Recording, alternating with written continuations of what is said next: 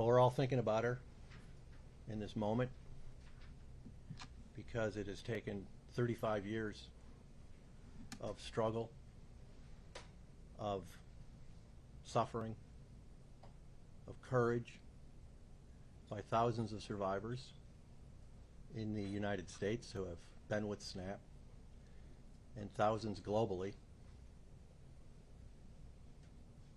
to have this moment and this opportunity to try to do what we have struggled so hard to do for so many years. Robert Prevost is an Augustinian. We'll be talking about his record as an Augustinian provincial and head of the worldwide Augustinian order in a moment. St. Augustine was one of the great minds and spirits of the Catholic Church, of Western history, of civilization. And he said something which I think we want the new Pope, who clearly knows about St. Augustine, to hear and understand. St. Augustine said, "Where there is no justice, there is no law." There is no zero tolerance, global zero universal tolerance law in the Roman Catholic Church. That's why when it comes to the sexual abuse of children and vulnerable adults and the cover-up of these crimes, there has been no justice. Zero tolerance is very simple. The law, the church law, not policy, law, that Prevost needs to sign into church law, and only he can do it. And the day he does it, literally, thousands and thousands of known priest and clerical sex offenders, known by bishops around the world to have raped and assaulted children and others, would have to be permanently removed from the priesthood. That's zero tolerance. What occupation in civil society allows, especially those working with children and families, allows a person who in the course of their occupation has raped and sexually assaulted children to continue to practice, to have their license basically, and to continue to have access to children? Unfortunately and sadly, as we'll talk about today, the evidence shows, the mounting evidence shows, that that is exactly what Prevost did. We're going to be looking at 3 periods of his long ecclesiastical career. This is the underground story of Prevost. This is the side of him and his management and his decisions that we're finally being able to bring to light. Because it's about the whole man. That's what's important. And what we care about is what he has done or not done about the sexual abuse of children in the Roman Catholic Church. Because now he is the one responsible for that. Him and him alone. I've told you about this law. It's been written. It's been crafted. We have presented it to the Vatican. It's been written by canon lawyers, some of the best in the world. It has been reviewed and worked on by international human rights experts and lawyers. It is consonant with the human rights of children. So it needs to be done. He could do that today. He could do that tomorrow. Only he can do it. One signature, it's like a page and a half. So we're going to go through 3 periods of his ecclesiastical career where he has been in charge of and the authority over priests who have sexually assaulted children. What do we know about that? What did he do? What didn't he do? The first period is, of course, here in Chicago, when he was provincial of the Augustinian order, and then he became head of the entire worldwide Augustinian order. So we're looking at a period there between 1999 and 2001 here in Chicago, but then for the worldwide order, 1999 to 2013. And as head of the worldwide order, he was also responsible in making decisions about what was happening in every province around the world. The second period, of course, is when he was in Peru and Bishop of Sinclair. Now, this period of time is 2014 up to 2023. Those are the new documents that we will be showing, that we'll be talking about, and we've given to you, which shows incontrovertibly that Prevost was involved in the cover-up of sex crimes in this particular case of these three sisters in Peru. There's been a lot of debate and argument about this, what happened, what didn't happen. The church continues to present a story about what he did, which is not true. And we are going to show today, with evidence, with church documents, that it is simply not true. So if this part of the story that we'll be talking about is not true, what else is not true? Thirdly, in his last position as prefect of the dicastery of bishops at the Vatican, and this may be the most important thing about him that has not been examined, has not been illuminated, and has not been shown his involvement, which we will talk about, with bishops and cardinals around the world that he knows about that covered up sex crimes or committed acts of sexual abuse. Because in that role of the dicastery of bishops, according to canon law, he, in that role, was the one who received the abuse reports and cover-up reports about bishops that were coming in from around the world. So we're going to talk about 3 cases that he would have been in charge of and what he did about those cases. But there are a lot more. Right now, what's the number? 78. If you look at Bishops' Accountability, which is the world's online database and research for this, there are 78 bishops that have committed, alleged, some have admitted to it or been found guilty, that have sexually assaulted or committed acts of abuse. That's his responsibility. Those are his cases, or the cases he inherited. So we're going to be looking at that. So I want to turn to James Egan first. We're going to turn to him first, and he's going to talk about Prevost's time in Chicago and as head of the Augustinian Order. Hi, everyone. James Egan, E-G-A-N. I'm a SNAP spokesperson. I'm also a former seminarian who studied here in the Archdiocese of Chicago, and that gave me an inside look at the culture that enables abuse within the Catholic Church. A couple of weeks ago, when Robert Prevost walked out of the balcony at St. Peter's, the world understandably was celebrating the first American Pope, and people here in Chicago were excited that there was a man from our city now leading the entire global Catholic Church. But what do you think the reaction was of the victims that were brutalized by the Augustinian order that Prevost headed for several years? What was their feeling when this man walked out? I'd like to highlight some of the key cases that Prevost inherited in his 2 leadership roles as provincial here in Chicago and then as head of the entire global order.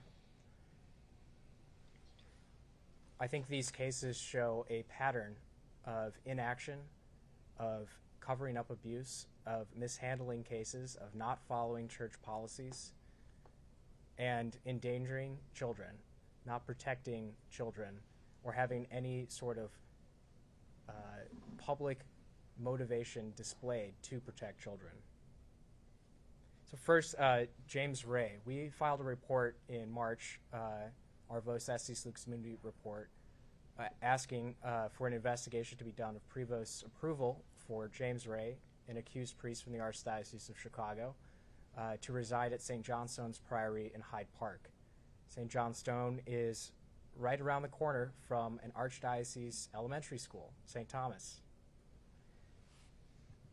Since then, there's been a number of statements from the Augustinians and others that have made it seem as if the Augustinians were pressured by the Archdiocese of Chicago to accept Ray. However, in a Sun-Times interview this morning, Ray himself admitted that, reiterated that Prevost signed this approval, and he disputes this, saying that the Augustinians weren't pressured. Rather, his former residence, prior to St. Johnstone, was being torn down. So the Archdiocese of Chicago put out a call for people to take him in, and the Augustinians were the only ones who responded. That is to say, the Augustinians proactively sought out an opportunity to take Ray in, knowing they're right next to an elementary school. Second case that I'd like to highlight is that of Richard McGrath. Richard McGrath served as the principal of Providence Catholic High School in New Lenox, Illinois. It wasn't until 2017 that there was any public action or knowledge taken on McGrath's history of abusing children. But in 2006, between 2006 and 2010, we have a letter from parents to the Augustinian Provincial, which describes complaints against McGrath for massaging students, for watching boys change in the locker rooms, and which threatens to sue, claiming that other parents were also equally concerned and wanted to take action against McGrath. We know this letter was sent during this time because it mentions the Bishop of Joliet, James Sartain. At this point, Prevost is now head of the Global Augustinian Order and inheriting this case. But it wasn't until 2017 that a female student found McGrath in possession of child pornography on his phone. McGrath destroyed his phone, and that stopped the initial police investigation. The following year, Robert Crankvich came forward to the police and filed a lawsuit. Eventually, the Augustinians moved McGrath back to St. Johnstone Priory in Hyde Park, the same residence that Ray was sent as well, right next to St. Thomas Elementary School. After an outcry, he was moved to another Chicago priory and then went missing. In 2023, the Augustinians settled that lawsuit for $2 million. Then in 2024, the Midwest province of the Augustinians finally released their first list of credibly accused clergy. McGrath is still not on that list.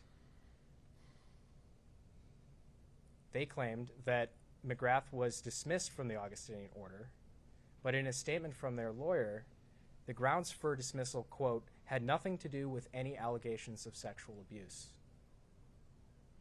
In the deposition for the lawsuit I just mentioned, McGrath was asked about why the Augustinians were trying to expel him, and he said, quote, because I left on my own without their approval. He said he was not aware of any other reason the Augustinians were trying to expel him. So, here today in 2025, McGrath is still a Catholic priest. He may have been dismissed from the Augustinian order, but not because of the allegations of decades of child abuse that he engaged in while leading a Catholic high school in New Lenox, Illinois. Prevost inherited this case. Prevost has a personal connection to New Lenox. And still, the Augustinians have not publicly acknowledged that McGrath has abused children. Another case is that of Reverend John D. Murphy. John Murphy served at St. Rita Parish and School here in Chicago, and it's alleged that Augustinians received their first complaint against him between 1980 and 1981. Eventually, he was dismissed from the Augustinians in 1993, and in 1994, he started working at the Shedd Aquarium, leading tours including school children on field trips. He continued to serve in that role at the Shedd Aquarium until 2003. The victim called the Augustinians and asked, "Why is John Murphy working at the Shedd Aquarium?" The Augustinians told him there was nothing he could do and nothing they could do unless he chose to come public. He did so, and the Augustinians told interview that they did not recommend Murphy to work at the Shedd Aquarium. But we have here today a letter released by the Shedd Aquarium on February 13th, 2003, saying they have a written reference from Reverend William Sullivan, the former provincial, recommending Murphy to the Shedd Aquarium. Murphy was eventually named in a lawsuit again, which was settled in 2004. So during all of this time, Prevost, as provincial for between 1999 and 2001 here in Chicago, inherited the case of Murphy and knew that Murphy had been dismissed from the order for the sexual abuse of children, and yet the order had recommended that he have a job which necessitated that he interacted with children, and he continued in that role for around 10 years. Finally, Michael Hogan. Michael Hogan is another Augustinian who abused children at St. Rita's High School in Chicago. A SNAP victim who unfortunately couldn't be with us today, Larry, reported Hogan to the Archdiocese of Chicago first in 2006, who referred him to the Midwest Augustinians.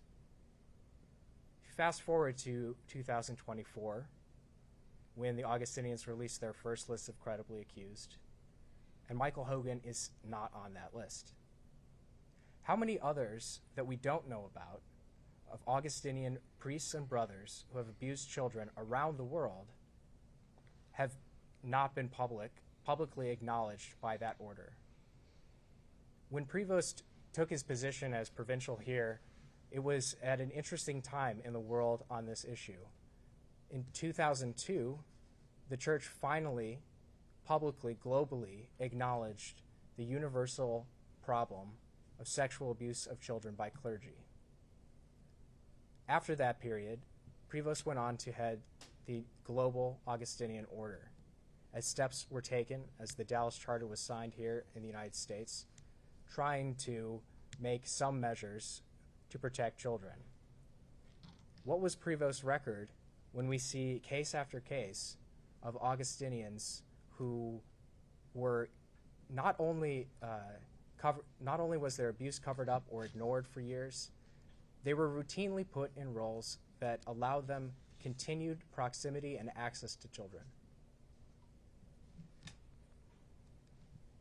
We believe that Prevost, as head of the Augustinian order, had full responsibility for all of this, given the nature of his role. He's essentially the CEO of the global Augustinians. Every case that came forward to the Augustinians was his responsibility to handle, was his responsibility to follow even the meager church protocols and laws that began to be put in place following 2002. And yet, given this record, it doesn't seem that Prevost prioritized protecting children at all in this role. Then Prevost becomes a bishop and is head of the Diocese of Chiclayo in Peru. So now we'll turn over to Sarah, who will discuss his record there.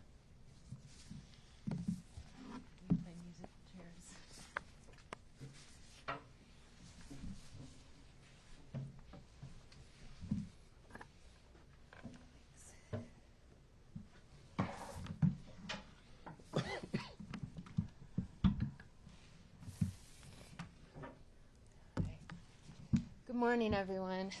My name is Sarah Pearson, S-A-R-A-H-P-E-A-R-S-O-N.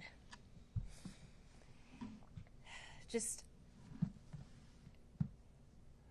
over a week ago, actually, the four of us were in Rome, and we were actually in St. Peter's when the white smoke went up.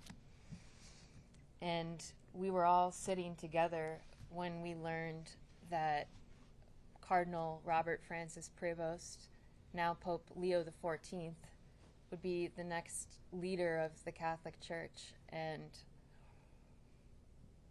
I remember sitting there, and when we saw him come out on the balcony and we heard his name, my heart just dropped.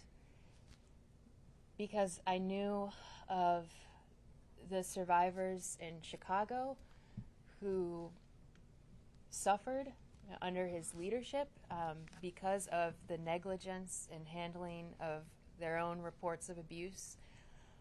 But we were also very much intimately aware of this case from the Diocese of Chiclayo in Peru. And my heart just goes out to the 3 young women who had made this report to then Cardinal Prevost, now Pope Leo, in the spring of 2022, because what they have been through, and this is what the documents demonstrate, that the claims that they made are backed up here, but what they have been through is horrible. No victim should ever have to endure that. To first endure the abuse, but then to have to be subjected to the kind of process and the kind of negligence in the handling of their case that they were subjected to. For many victims, they say that's even worse. In our open letter to the Pope, we said, first they steal the body, the offender steals the body, and then they steal the voice. And that is the bishops and the members of the hierarchy of the Catholic Church, who have then mishandled or negligently handled these cases that, further traumatize these victims. So our hearts go out to them, because we filed a complaint March 25th of this year, before we had any idea that Cardinal Prevost would become the next pope. We know that he had been talked about, but the reason we filed that complaint, and we filed 6 of them at that time, so it wasn't because of any personal vendetta that we had against Prevost. The thing is, and Peter will talk about this a little bit more after this, but he held this very important position at the dicastery for bishops, where he was then put in charge of managing the conduct of all of these bishops around the world. And what we had read about in this statement from these 3 young women in Peru made us genuinely fearful that he was in that role. It raised alarms for us, and we believe that what we had seen in their open letter reached a level of proof that we needed to demand an investigation, and that's what we did. Since then, there's been pushback from unnamed Vatican sources. There's been pushback from the Diocese of Chiclayo.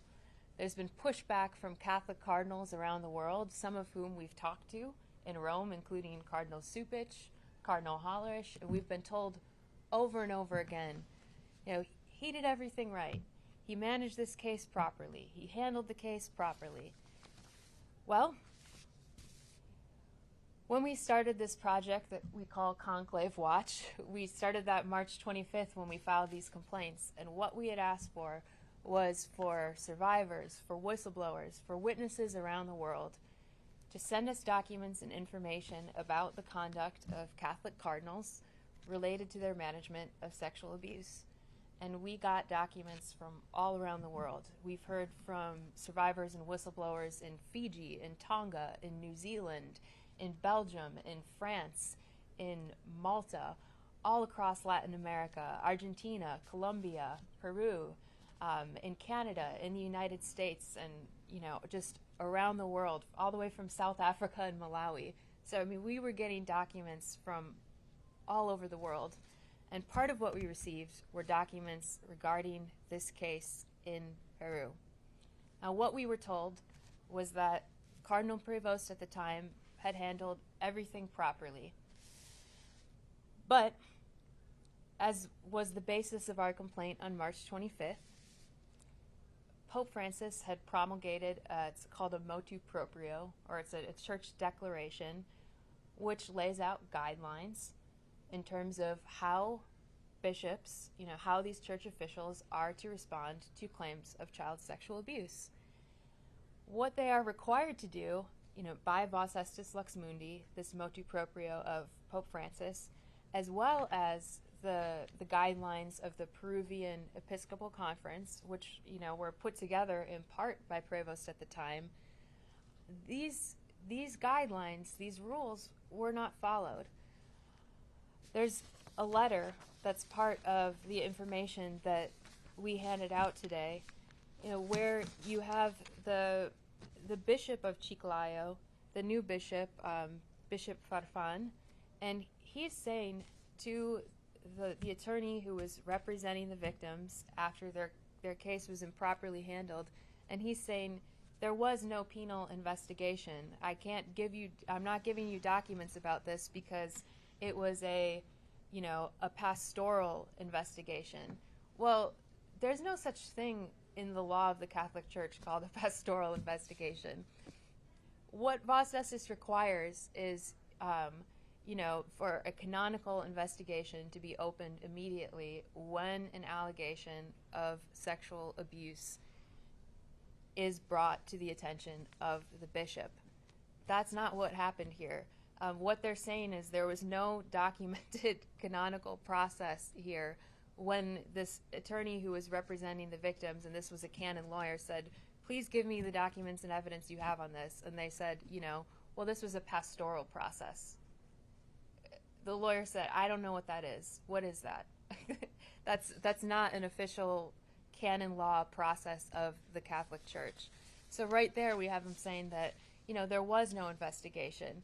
The victims say they were never called to testify in any investigation.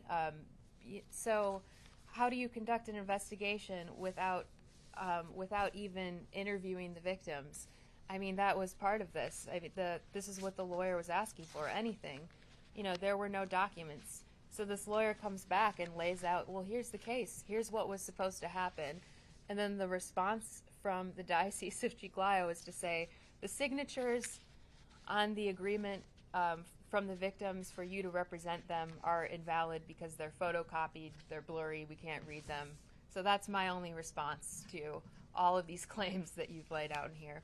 And that's, in the letters that we've presented to you today.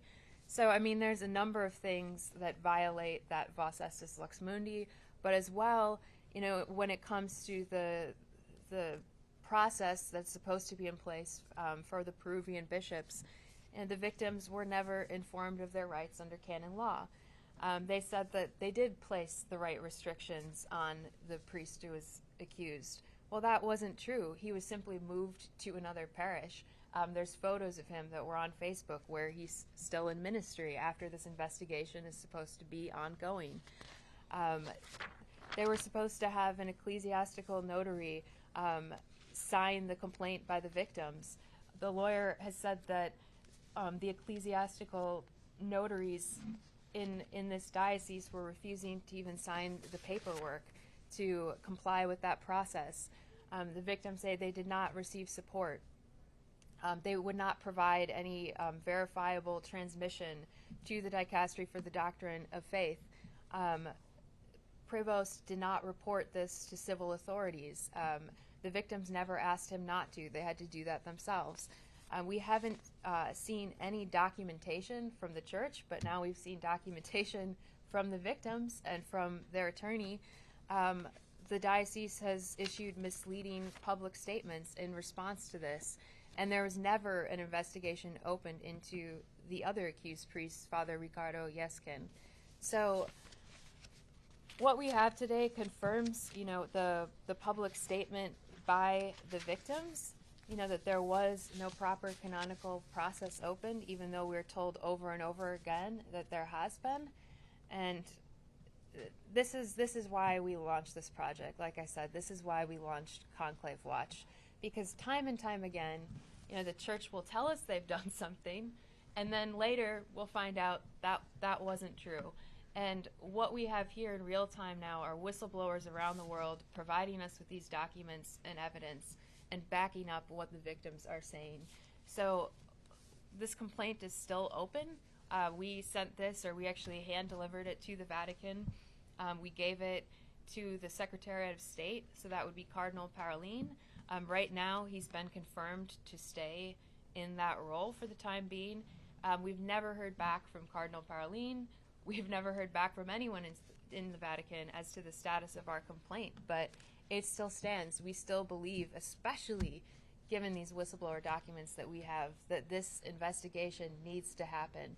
And I believe for the new Pope to have any credibility with survivors, there needs to be an apology, and there needs to be an opening up of all of the documents and evidence related to this case for an independent investigator, somebody who is actually independent from the diocese and from the Vatican to come in and examine this, and for the new Pope and for everyone else involved in this to accept the consequences of it. So we'll be able to, Peter is next going to talk more about Prevost's role in the dicastery for bishops, and we'll be able to answer more questions after this. Okay, I think you're seeing a pattern develop. That's what we're talking about here, a pattern throughout the entire course of Prevost's career. So let's get to the dicastery of bishops quickly, and I'm just going to highlight very quickly 3 cases that are so important. First is Christopher Saunders in Australia, and this is a case that's happening now, and it shows the role of the dicastery of bishops, of that prefect, who is responsible, as Prevost was from 2023 until his election, of overseeing investigations of bishops accused of abuse. So now he's not just handling cases of priests that abuse under his authority as an Augustinian provincial or head of the order or a bishop. He's now overseeing the abuse reports and cover-up reports of the top people of the church, the senior management of the Catholic Church around the world, the people that are running everything around the world. So this takes his responsibility for the sexual abuse crisis in the church. It ratchets it up to the highest conceivable level. He was only second to the Pope in responsibility, knowledge, information, and issuing orders about what to do about this deluge of reports and information about bishops who are abusers and are covering up abuse. You can't get a more critical role in the Catholic Church than his role as head of the dicastery of bishops. So let's look at Saunders. The church was first made aware of credible acts of sexual abuse by Saunders against Aboriginal teenagers and children in October of 2018. The Vatican waited till September 2022 to initiate a Vos Estis Lux Mundi investigation. Now, these investigations were focusing on these extremely serious allegations. Some of these victims had gone to the police already. The bishop's secretary submitted to both the church and the police a 15-page report about the seriousness of what was going on and what the bishop was doing. So now it's January 2023, and this investigation has been ongoing by the Vatican, by the dicastery of bishops, about Saunders. So now Prevost has the case. He's inherited the case. At the time he took office, the Vos Estis investigation into Saunders, like I said, was already underway, and now it's directly under Prevost's authority. They produce and keep secret a 200-page investigative report. It was completed and submitted to the Vatican and presumably to the Pope in April of 2023. Despite this 200-page report conclusion that Saunders had sexually assaulted at least 4 teenagers and groomed up to 67 others, Cardinal Prevost did not forward the findings to Australian law enforcement. Why didn't he do that? They have an investigation, they have a 200-page report in which they conclude incontrovertibly that Saunders is a child sex offender, that he's in, he's living in that diocese. He's still a bishop. He's an emeritus bishop, but he's still a bishop. Prevost does not give that to the police. This is the pattern over and over and over again. Only in September of 2023, 5 months have passed. Who knows what Saunders was doing in the meantime? What do you think he was up to in the meantime? Did the report become public because a whistleblower, like the whistleblowers giving us information and documents, and I believe the whistleblower was a priest, and many of the documents we are getting are coming from priests from around the world. So only when that report was leaked or given to the press, and the police then said, we have to have this report. And even then, after that, days passed before the church finally gave it to them. Once the police had this 200-page report that was in Prevost's possession and his responsibility, once they had it, within months, just a few months of investigation, they arrested Saunders. He has like 26 criminal offenses, including rape and in Australia, the indecent dealings with children. More came later. I think there's now a total of 40 counts. He's going to go to trial.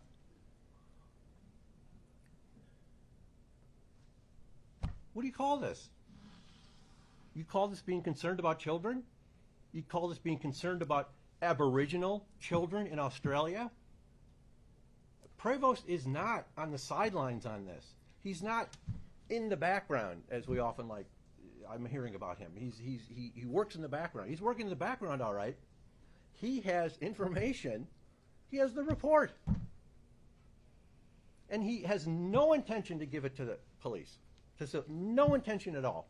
1 month passed, 2 months passed, 3 months passed, 4 months passed, 5 months passed. No intention at all. Only when it becomes public. And that's the pattern over and over again. Once it's become public, that's one thing. You gaslight the victims until then, and you keep everything secret. You gather the information, you damage control, and you manage the situation so it never becomes public and never goes to the police. Two other cases that he would have been responsible for at the Dicastery of Bishops during his time there. And we told you the numbers of just abuse, bishops accused of abuse that he would have inherited or been responsible for is 78? 78. At least 78. That's not the ones that cover up. We're just talking about the ones that are abusers and that we know of. And they have, many of them admitted it. And they're still bishops. Bishop Oscar Augusto Monera. Ochoa, right? My Spanish is horrible. Ochoa, right. Ochoa is the last name. The full name one more time. Sure. Oscar Give it to the person Augusto who's Monera Ochoa. Yeah, you might want it. I don't know if you want it. Okay. I want you to just. Okay.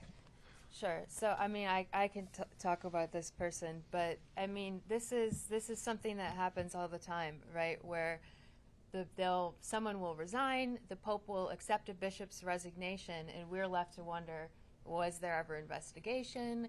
Was any of this information forwarded to civil authorities as it should be under canon law?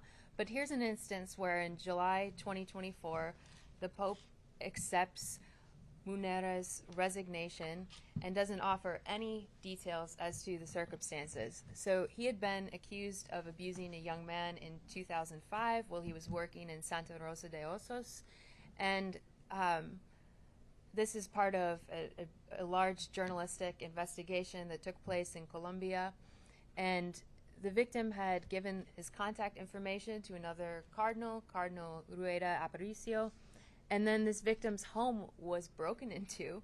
The documents related to his case were stolen, and there were death threats against him and his children.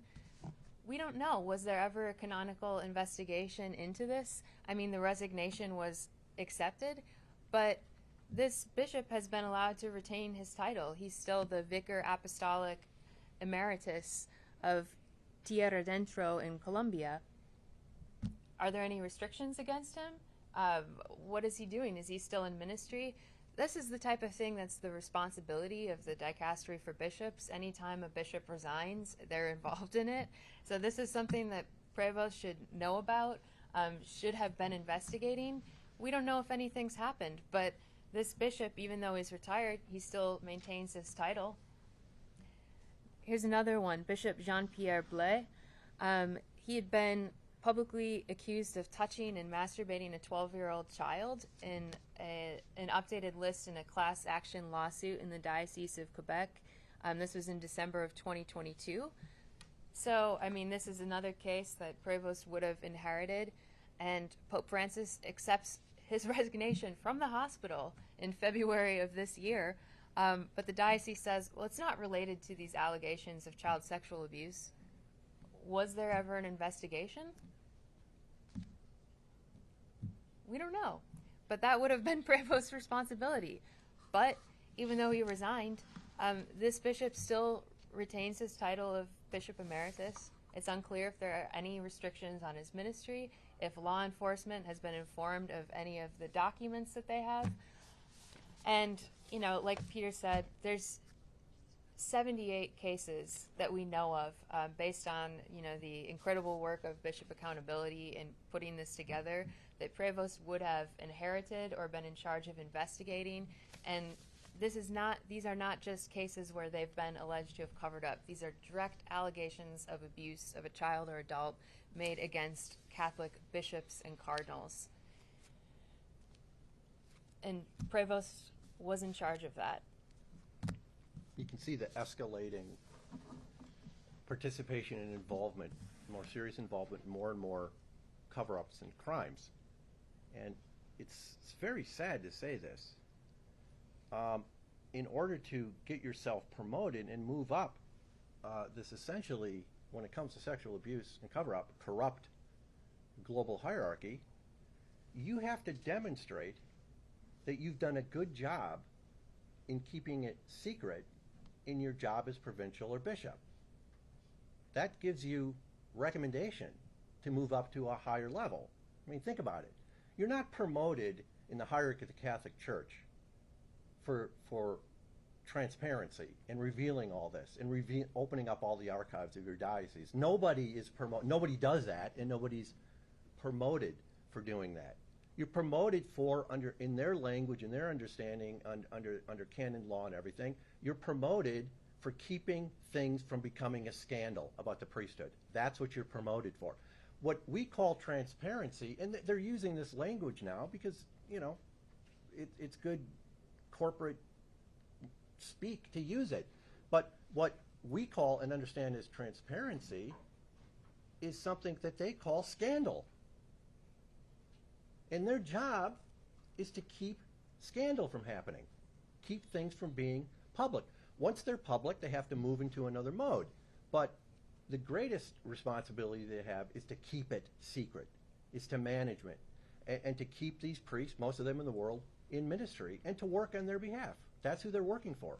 If you look at that case in Peru, it's not the victims who are being represented and worked for. They don't have any rights. They're not even told they have some rights. They're not even told about those rights. It's the priest. The priest remains in ministry. The priest is publicly in ministry. Prevost, I believe, after he gets this report, he tells the victims, I believe you. And then he does nothing that he's supposed to do under a canon law or the Peruvian policy that he himself set up. Because it doesn't matter. He doesn't have to do it. And if he doesn't do it, well, what's going to happen to him? Well, nothing happens to him. He gets promoted up. So that's the problem here. And it is widespread. It is systematic. It is in the DNA of the system, of the culture, its practice, its policies, and its laws. And that's why we need the zero tolerance law, a real one, because that will end all of this, at least legally. That will turn the corner on this, and that's what Sean will be talking about. Before he starts, can you give me 30 seconds to get Oh, out of course. We're going to play musical chairs again. So here, why don't you, so you're close to the Okay. There you go. Thank you all. I'll be brief. My name is Sean Doherty. We can give them. Yeah. I feel bad that Sean didn't.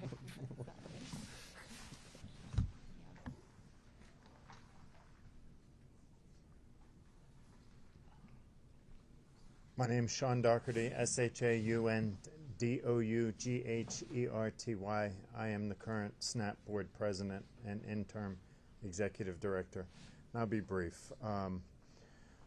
What SNAP stands for is we speak for survivors globally who don't have a voice, who are all seeking the same things that every survivor, including myself, is after, and that's accountability for the things that happened to them when they were children, and better protections against this happening to future generations of children so they don't have to live with the indignity of being raped as a child. We have shown here today sample after sample, example after example, with documentation backing it up that the church uses a term that they handled these cases properly. And I'm not going to argue that they're not saying that they're handled properly, but reports that come in from all over the United States and other countries that have done investigations have shown that the Catholics' idea of properly handled are woefully inadequate. The only things that they properly handle is covering up for abuse of priests, clergy, nuns. The need for a zero-tolerance law had Pope John Paul or Pope Benedict or Pope Francis enacted a zero-tolerance law that we have presented to Cardinal Parolin, we may not be having this press conference. The church has been proven time and time again that they cannot properly handle anything related to child sexual assault. Documentation in their own books. They keep excellent records and they store them in files called secret files. That's their idea of properly handled. They're called the secret files, and they properly get stored in the proper file in the basement. We are calling for independent investigations globally.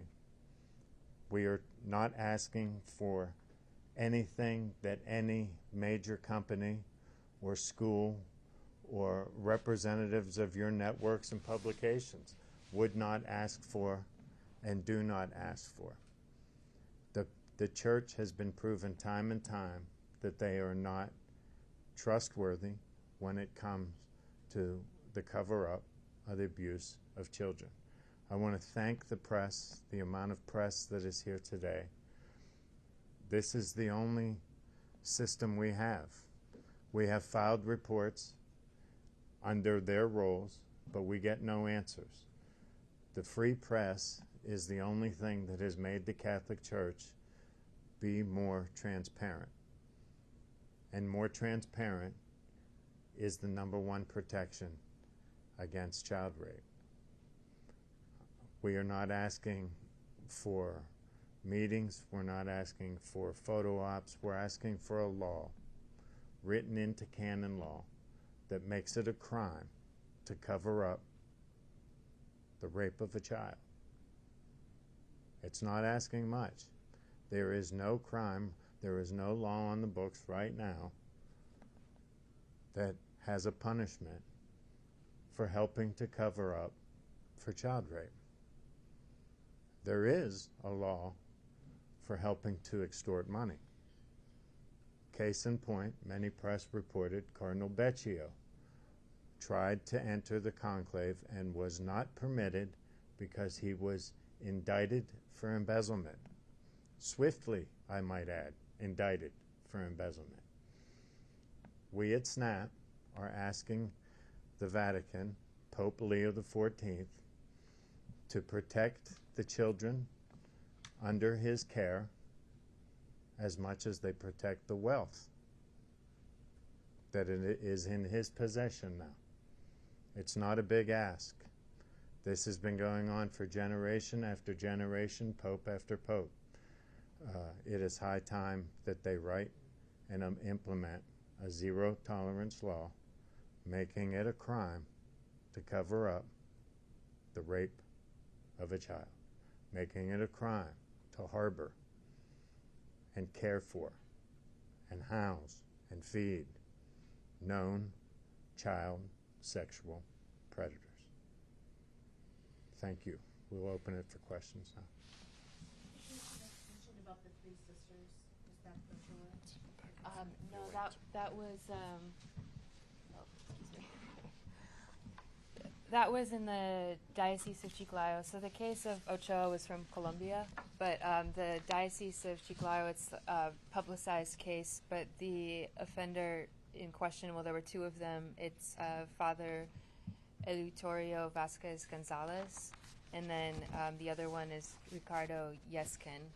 But that is the case that's been talked about in Peru with the three female victims. Do you have a list of every person you mentioned today? We'll send it out because we have the Peruvian case is mentioned in the documents here, but the other ones about the bishops and the dicastery we can send out. Because you'll see to the Peruvian case, it's clear when you lay it all out. There's two phases to it. One is the cover-up that Prevost initiated because the victims went to him, told him what had happened, these three sisters, the crimes that were committed against them. They were 7, 6, and 8 years old.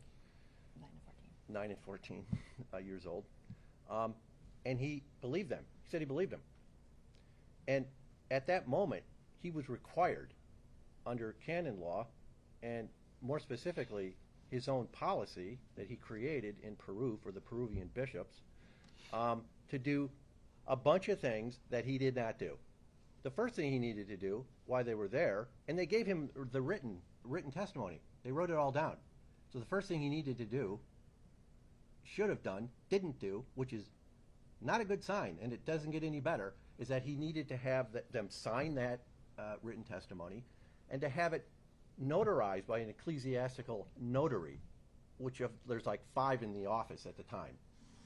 You can't launch an investigation or do anything under church law until you do that. So he made sure that was not done.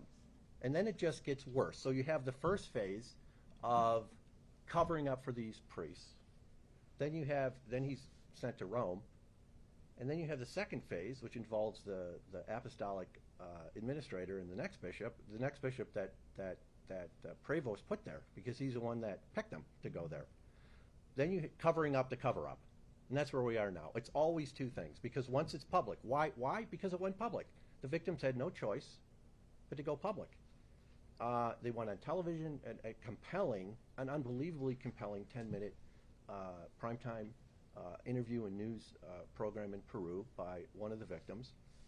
And then they issued a public letter. They wrote to the Pope and then issued a public letter that they went through all this. And so this is where we are now.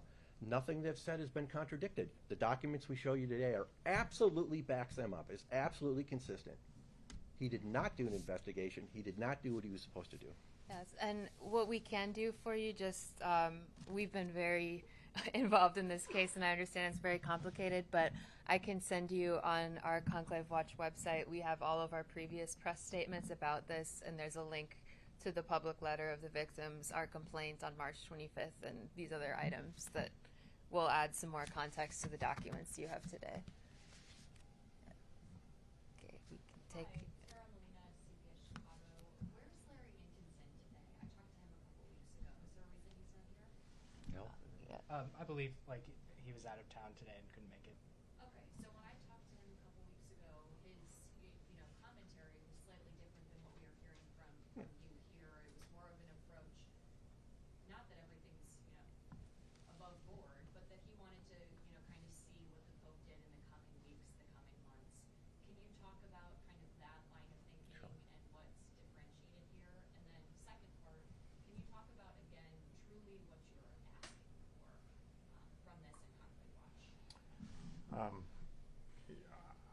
I'll speak to what Larry said. I think we're all equal. I mean, we were all, most of the survivors in SNAP that are of clergy, Catholic clergy, were baptized Catholic, and I think we're all longing for Pope Leo to stand up and do what is right. We were waiting for Francis, we were waiting for Benedict, we were waiting for Pope John Paul II.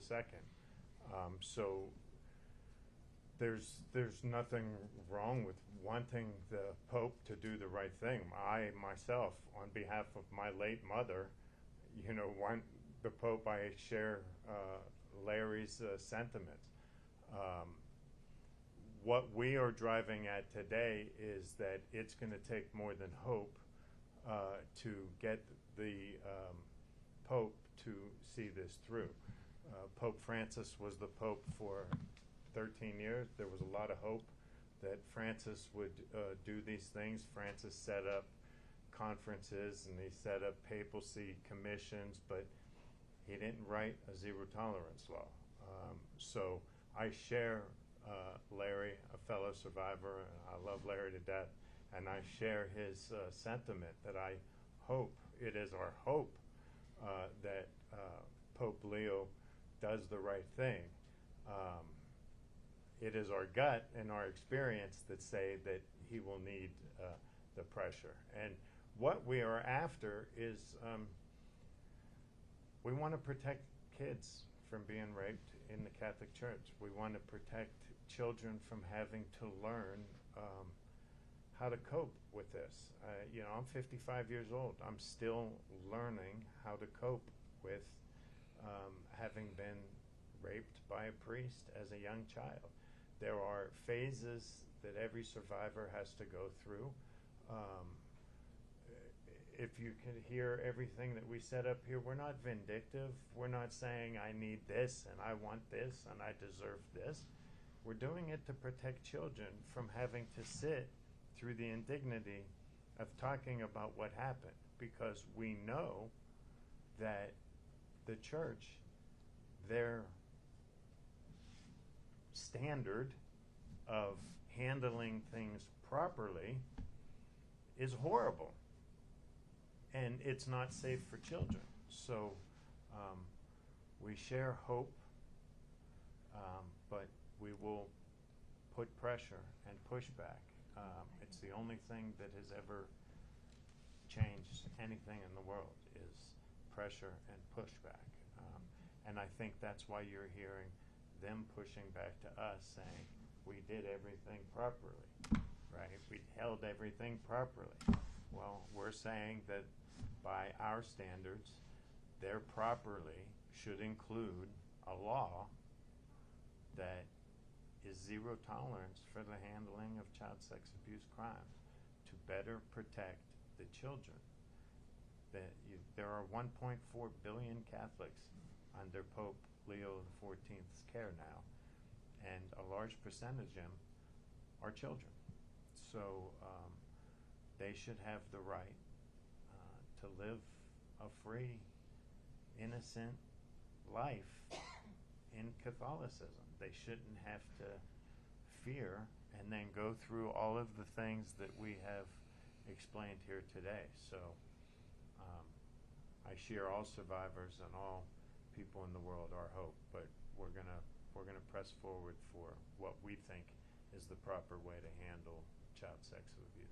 Thank you for the question. Yeah, and I'll just add too that I believe we linked it in the press release we sent out, but we actually sent an open letter to the Pope, and we had an 100-day roadmap for what we wanted him to do. So the zero tolerance law we discussed was at the top of the list there. We're also asking for reparations for survivors around the world. We're asking for a global truth commission. We're asking for the Vatican to enter into international legal agreements, for them to follow up with the UN Convention on the Rights of the Child that had made recommendations that they've never followed through on in 2014. And then we're also asking, for an independent panel of survivors and global experts to be in a position to have some oversight over the bishops and over the process when it comes to disciplining cases of cover-up and abuse, so that they're not just continuing to police themselves. But that's in the letter that I believe is linked in the release. And those the steps. letter was written, it was kind of amazing, because the letter was written the day he became Pope, but we didn't know who was going to be Pope. So it was a letter to the next Pope, and we were very clear about this, that there are two things, and I think this is the thing that we want Prevost to do. Zero tolerance law. Take priests out of ministry that have abused children. You know who they are. They know who thousands are. That's number one. That's the most important thing. Doing that is going to save so many thousands of children right away. Secondly, open the archives. He's got to open up the Augustinian archives at the time when he was in charge of that order and in Chicago. Open up the archives from Peru and open up the archives from the dicastery of bishops. They get to say, oh, we did this, we did that, we did such a great job. Well, prove it. They never have to prove it. Then we see evidence like this that shows that's wrong what you're saying. I don't have to say it. That's lying what you're saying. So we can only trust anything when we see the evidence, the documents, and the proof. Until then, no way that survivors, I think anybody should trust them on child sexual abuse. No way whatsoever. And we've shown you today, again with him, they're saying one thing. And then we have to get what? Whistleblowers have to risk their safety. They have to risk their careers. I mean, it is dangerous in some of these countries where these whistleblowers are coming from Africa, from Latin America. It's dangerous for them to do this. And so the courage they are, and they're priests, many of them. Think about this. They're priests joining survivors to do this because they care about their church. You know, to me, it's very simple. Prevost needs to sit down with St. Augustine. St. Augustine wrote a book called The Confessions. The Confession. It was about his own life. It was about his own way he had lived his life the wrong way. And then he converted. He changed. And he was, that book, you want to talk about transparency. He wasn't saving himself from scandal when he wrote that book. And you know, he writes about what kind of life he lived and the things he did. So sit down with St. Augustine, Pope Leo. He will tell you what to do. He has told you what to do. Confession first. Archives first. Zero tolerance first. We knew the Pope probably was going to be somebody, new Pope was probably going to be somebody that covered up sex crimes. So that was our thing. We knew it was going to be somebody that was going to do that. So what are we going to do? Here's what we need to do. So we're not saying he can't do it. He can't change things. He can. But he's got to do the path of St. Augustine. And he's got to open those archives. He's got to pass zero tolerance, join the global community, join survivors, and change this, finally, for the good. Just have a clarification question. So it's an open letter, but is there actually a letter that was submitted to the Pope or to any of his, I mean, the dicastery of bishops, but does he have this letter? Well, it was, like you said, it was an open letter. I mean, we've gotten response from media and people in the Vatican to many of the claims we made and things that we're asking for. So we definitely know people in the Vatican have seen it because we've gotten pushback on it. Do we know if he's read it personally? No, we don't. But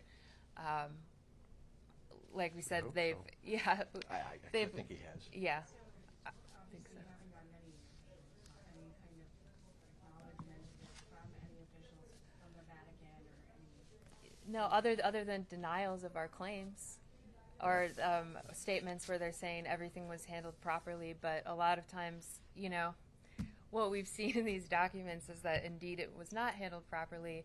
So the claims that it was handled properly, it said, you know, anonymous Vatican source, you know, said, or I was shown by someone who's very close to the situation who showed me that this was handled properly. So we don't really know the names of the people who are saying that it was handled properly, but that's the pushback. That's the only feedback we've gotten. I mean, we took this, we walked it over, as close as we could possibly get to the building of the Secretary of State and gave it to the Swiss Guard and the Vatican police, and they took it over the rest of the way for us. And As instructed by Cardinal yeah, Parolin. and we talked to Cardinal Parolin before, we brought this over in person. So we know, and we've heard in the media that they've seen it, but they've never directly responded to us about it. And Through the media.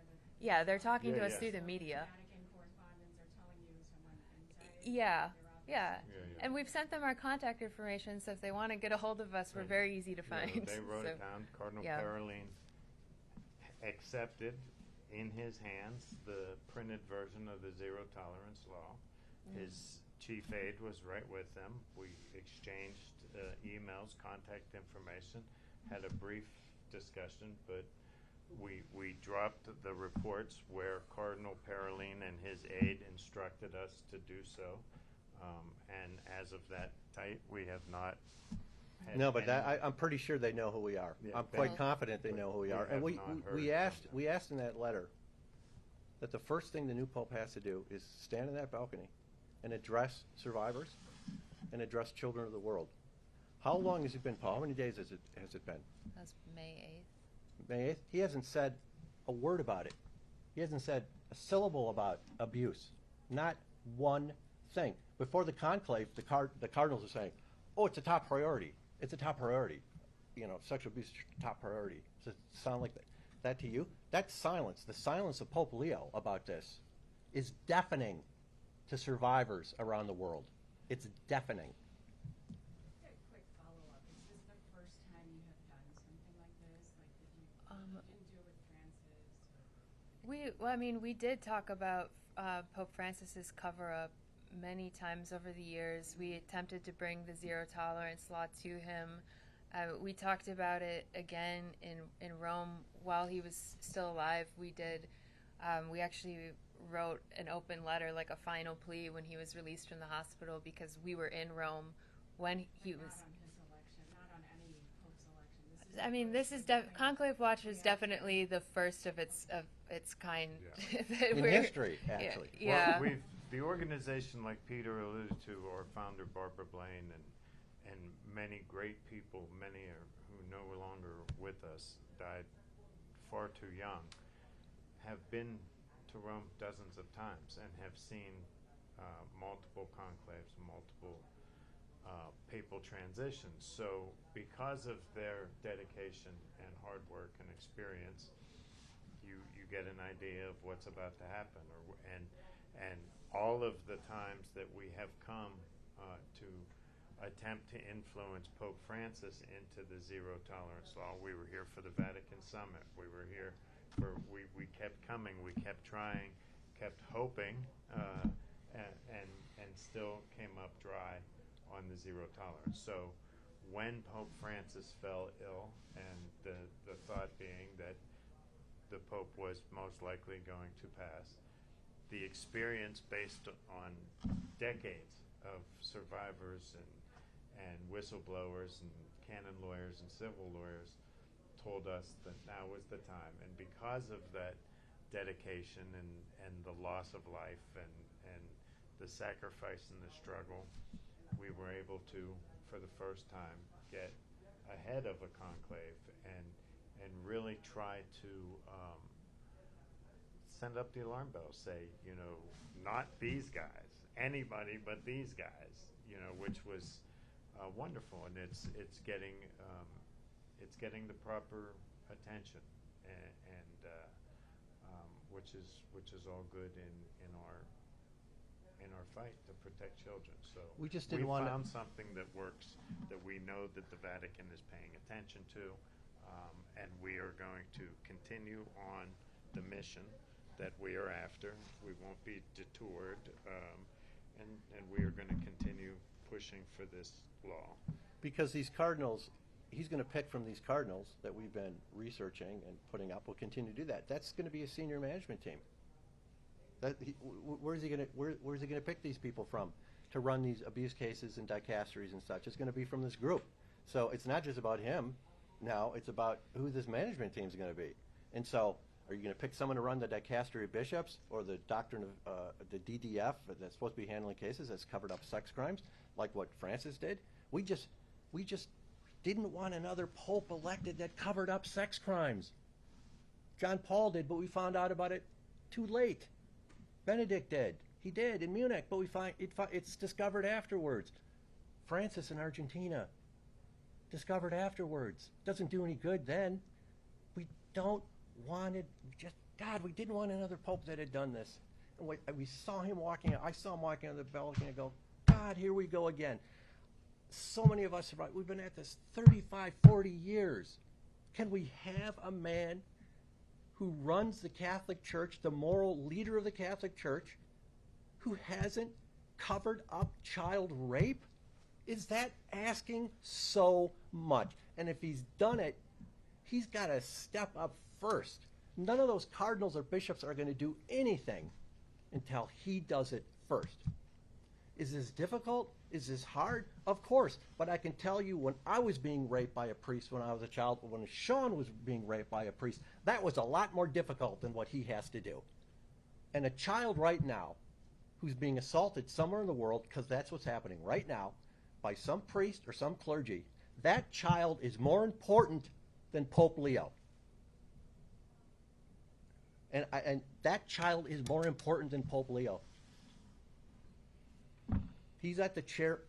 He's on the chair of St. Peter. And we wrote in the letter to him, we said, Jesus picked the first man to run his church, was going to be his church, someone who betrayed him, someone who he called, get behind me, Satan. So the fact that he's betrayed innocence, like St. Peter, that's not a bar to being on the chair of St. Peter. But what did St. Peter do? He came out and he wept bitterly. I was hoping the Pope would come out and weep bitterly about this.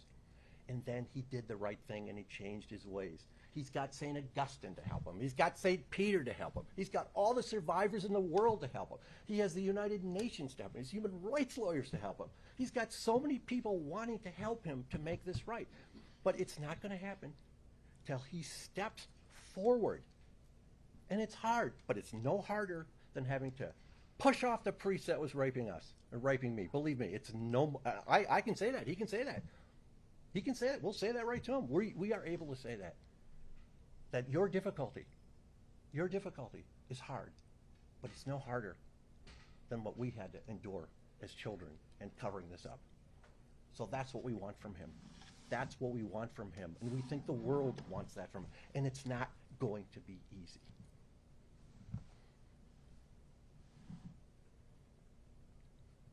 Thank you, everybody.